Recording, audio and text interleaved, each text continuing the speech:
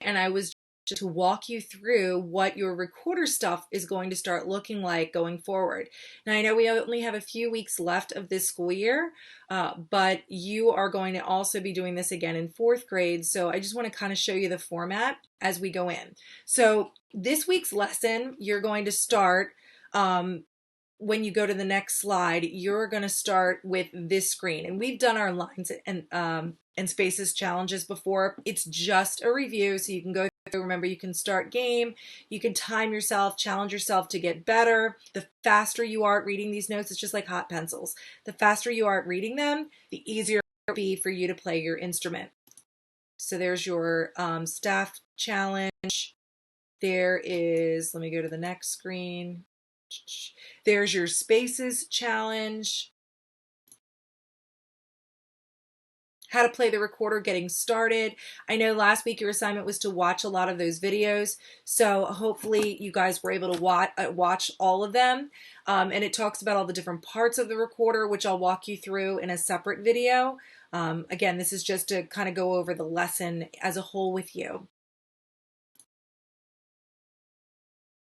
The next slide, meet the recorder. So you're going to be playing with your finger pads, not your fingernails in the top of it. And again, they showed you that in the video. The pads of your fingers, you need to seal those holes completely on your instrument. Leaks cause squeaks. So if there's any place where the instrument is leaking, your instrument will squeak, and we don't want squeaks. If you go over, toot, toot, toot, toot, toot, that is how you blow into the instrument. You should never blow hard enough to where you would blow the candle out. So what they're showing you is that the flame is still lit. So if you're blowing, and see how my tongue comes between my lips, it's just enough to make the flame flicker, but not strong enough to where you're going to blow the candle out.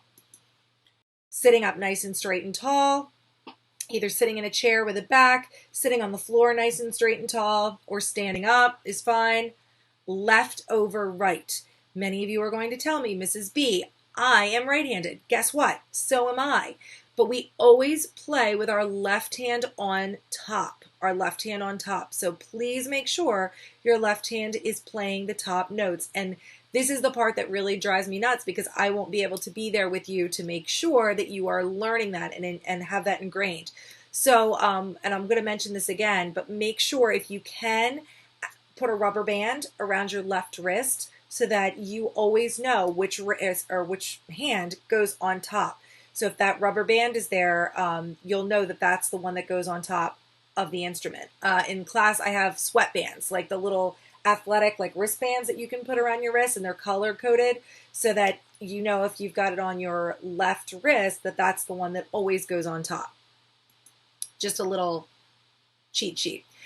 This is what I wanted to show you, your recorder fingering chart.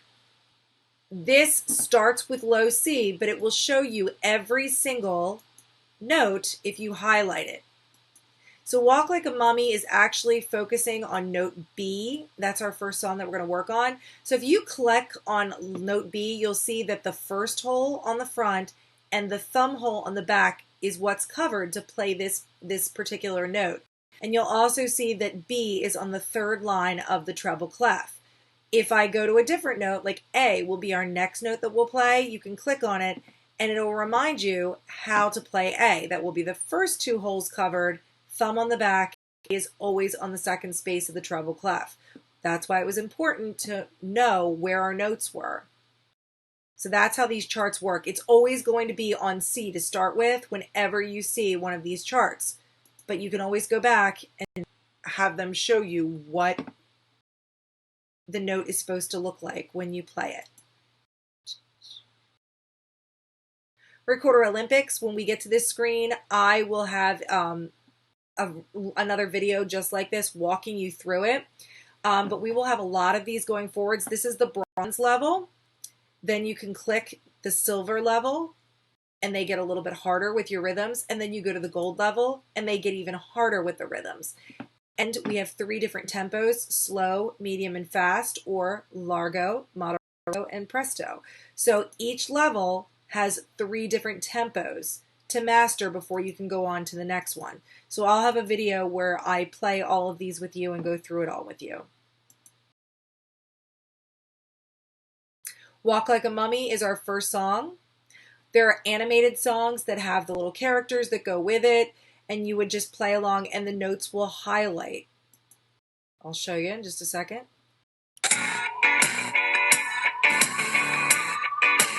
Sorry, let me go back real quick because my volume was off.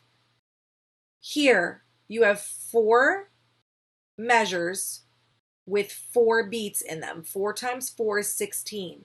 So you will have 16 beats of introduction. It looks like a big capital letter I on the side. I is for introduction, so you will have 4 measures of introduction. So we've talked about steady beat since preschool. So you'll have 1, 2, 3, 4, 5, 6, 7, 8, 9, 10, 11, 12, 13, 14, 15, 16. You play. And you play. So I just wanted to show you how that's going to work. I might do a recording just with this screen when we get there so that you can see how that works. Again, here's our Austin Otto A song. It's called the A song. And you'll see in a second. Again, you'll see your fingering chart. It's using A so that you can see how to play note A using your recorder fingerings and what A looks like on the staff.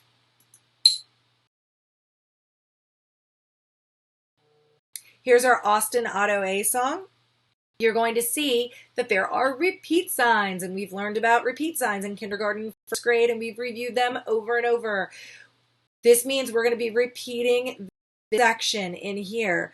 We have no big letter I on the side, so there's no, there isn't a big introduction for this song. It's just simply 4 beats of introduction because we have a rest here before you start to play. So watch carefully. A, A. So watch that again. You'll just hear that 4 beat. 1, 2, 3, 4. And it's very quick. And I'll do a video with this one walking you through it. Oop, not that. That's not what I wanted. Down here, your next button.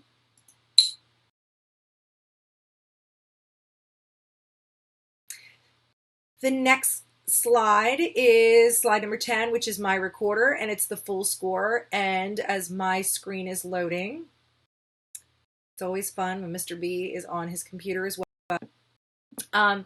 Here's my recorder, and you don't have to worry about this yet, but the song, I just wanted to show you what the music will look like when it's actually on a staff, when you're watching it all together.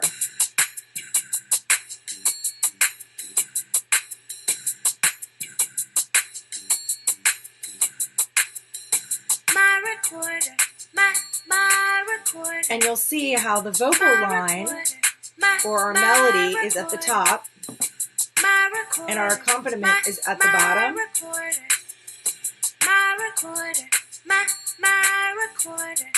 Left hand over right, left hand over right. That's how I hold it. Left hand over right. Sit up straight. So I'm not going to go through the whole song because you guys will have it, but it's just all the reminders, which is awesome. All the reminders of how to play your instrument. It's great, this song, to like kind of get in your head just to remember all the steps and all the things you need to do. Recorder. My piano friends can definitely play this line. It's middle C and G. It's an ostinato pattern that's repeating. It will change a little bit, but a lot of this you guys could probably figure out if you are a piano friend. You've got your Train the Brains. We all love Train the Brains. They are great reviews for our units to match the definition with the vocabulary word. Go over this a few times. Oh, look, he's sad because, oh, wait, now he's happy. These are great to review your vocabulary words. If you get the vocabulary words wrong, go over it a couple of times just again so that you get it in your head.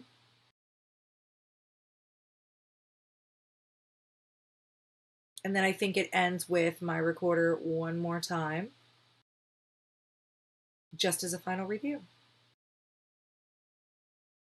Yep. So I put my recorder in there twice for you just so that you can have it. It doesn't really need to be in there twice, but you guys will have it so that you can sing along because it's a good review to do after you're trained the brain. a good one before and a good one after.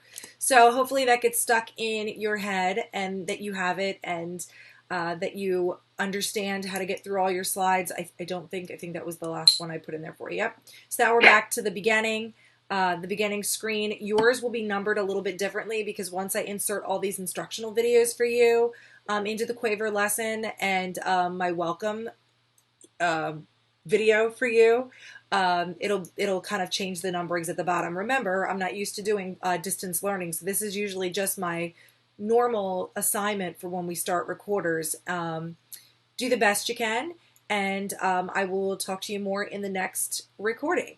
So that just is your walkthrough. Talk to you in a few minutes. Bye.